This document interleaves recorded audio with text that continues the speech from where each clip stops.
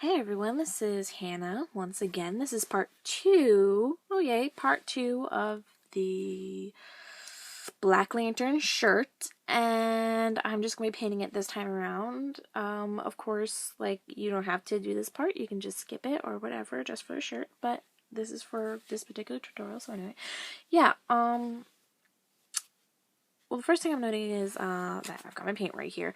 I've got it just on a foam plate, and it's all of these paints are acrylic except for this one, which I'm not sure what all is in fabric paint, but hey, I'm pretty sure it's acrylic of some sort. And we're just going to start with doing our purple as the base, because obviously purple is the base right here. And then we're going to just kind of like fan it all out, or not really fan it all out, but kind of blend it all out. And then we're going to do the center black, and then we're going to, of course, do this part and add the, like, these weird tendrily things, looks like an infection spreading, because of course zombies are infectious, and infection and all that fun stuff. So anyway, yeah, most of it I'm just going to be kind of working with a cotton ball, because I think it would be a good blending tool, and got some assorted brushes here. Got like some fluffy brushes, some more detail brushes and stuff like that. Let's just kind of start off with the purple. Now I think my purple and this purple are really close together, and I think it's going to work just fine. This is the folk art, well, you can't see it right there, but the folk art lavender. It's the 410 color. It works really well for me. I prefer acrylic paint when it comes to anything craft like, so yeah. We're just going to start, and I'm going to just kind of work this down a little bit and try to remember that I'm using a camera for this. Now, I've got a binder underneath here, just like a plastic binder to kind of like give me a flat surface to work with. And I think I'm going to try and put this camera in the stand so that way I can work with my hands. And so yeah, let's get this going.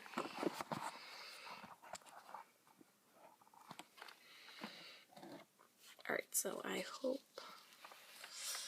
this works relatively well. Alright, so here we go. Now I'm just going to start by... This is kind of... What is this brush called? It's a... I think it's like a sponge brush. I don't know why, because it's bristled, but whatever. And you just want to start with a clean surface. Make sure you don't have like any hairs, because they're going to stick up and show later. And keep your template relatively close so that way you can, you know, tell just like what you're doing. So anyway, I'm just going to start by going kind of in a circle and just kind of like fanning it out, I guess you call it. Now, this paint is really relatively thick. I am not a big fan of this particular what do you want to call it? Acrylic paint. It's just really thick and just kind of hard and goopy to work with. But if you want to mix your own, Ceramicoat is a little bit thinner, I've noticed. Or like whatever brand I guess you really want to work with. Anyway, just kind of starting in a circle. Okay. Let me see if I can try to tighten this up a bit.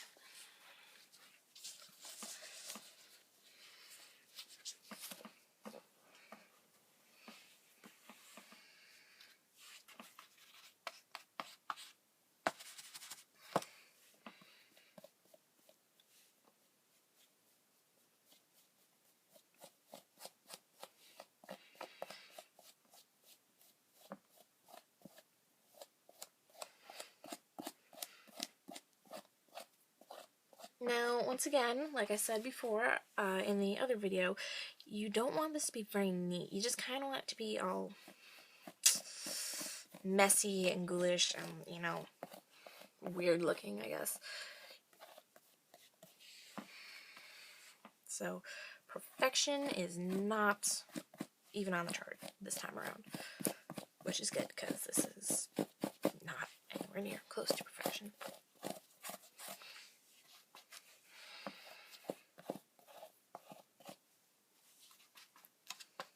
And just a note, before you start painting or before you even start working with your fabric, just make sure that, you know, it's clean. Like, make sure that you don't need to wash it, because I'm not sure how long this acrylic paint is going to work for. I know that,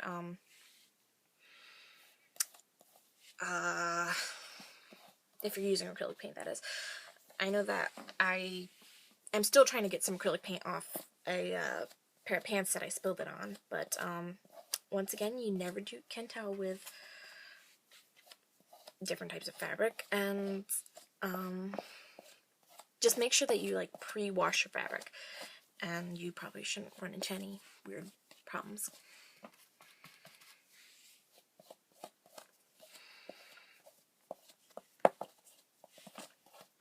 Just blending this all out. You don't want any weird harsh lines, you just kind of want it all blended.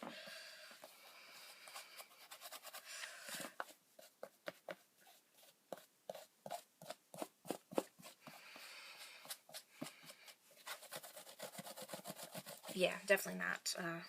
Definitely wasn't head of the class in art class. And although we're going to cover it up later, I just want to do a little bit in the center, just so that way it's kind of like a base, maybe.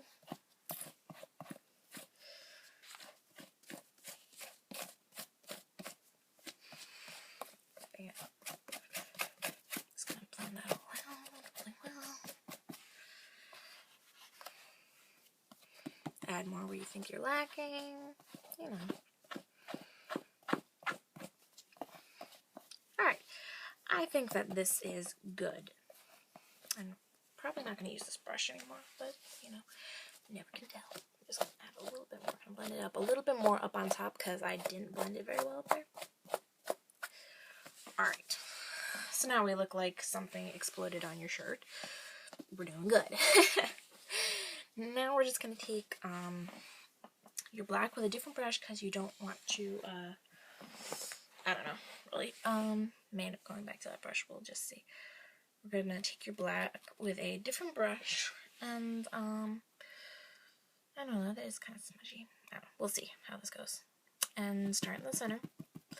And it's going to work out, and I'm just kind of like patting this out, because I don't want it to be all neat, because, I think I used the wrong brush for this, because there's one thing I know this brush for, it's a nice clean edge, so yeah.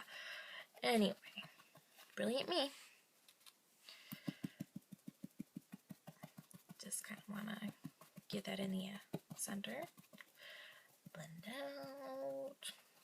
And this one, this particular paint is the Folk Arts Outdoor Opaque.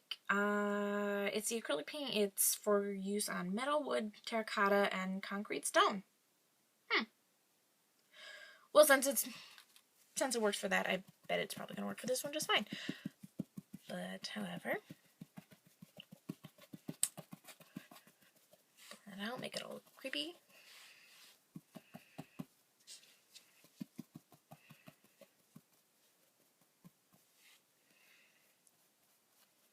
Now, I'm not going for an exact mirrored image of the other one, but I do just kind of want to generally follow it, I guess. And if you remember looking at this, it kind of is, well, it looks like a huge infection just kind of spreading, and you just kind of want to like make it all messy and everything, and just follow this however you want to. And I actually got this template off of well, I was just on Yahoo or Google or whatever, you know, you use, and then I searched the Black Lantern comic book character, and that showed up, and I just kind of saved it to my computer, and then printed it out, and that's what I'm kind of running off of. But so yeah, just kind of want to do it like that. And now I'm just going to take a finer brush, really, and not really finer, but it's a different brush, and I'm just gonna kind of do like these weird dots and kind of blend them into your fabric, so you don't feel like globs of paint sticking out. And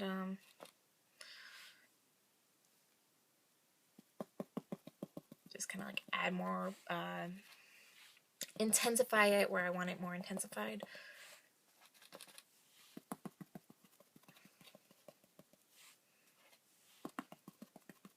Anyway, yeah, so now I'm just going to take the fabric paint on a little detail brush, I guess you would call it. It's like a size 1, so it's teeny tiny, but whatever makes you happy. You could use it like right out of the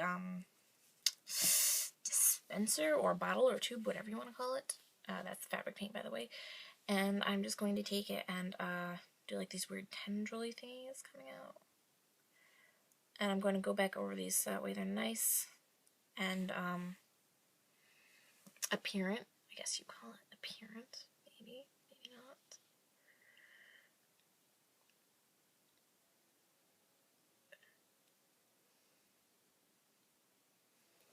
Oh, this is showing up really good.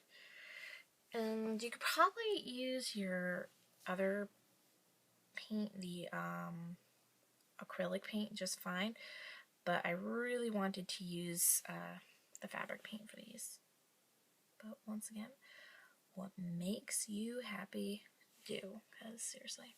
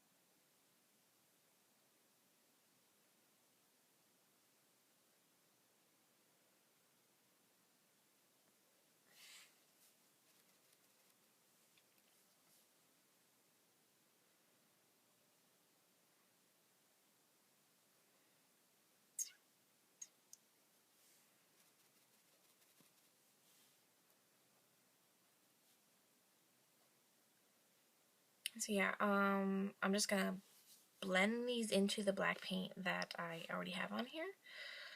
So once again, it just looks all blended and better, I guess. And so yeah, just go through and blend these out a bit.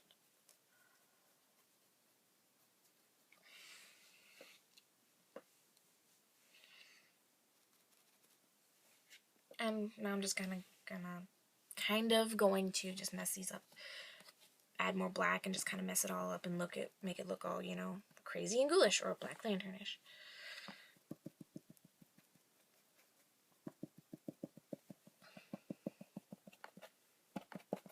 Now once again, it's supposed to kind of look like a spreading infection, like, you know, zombies are spreading an infection or whatever. Or if zombies existed, I guess. Just kind of make it all messy, and I'm actually going to take my other bigger brush and just go from there with it. But try to avoid the tendrils that we did, because, like, ooh, it's a bit much of that black there. Kind of avoid the tendrils that we did, because would hate to have to go over and redo those again. Anyway, so yeah, take that and black again. Just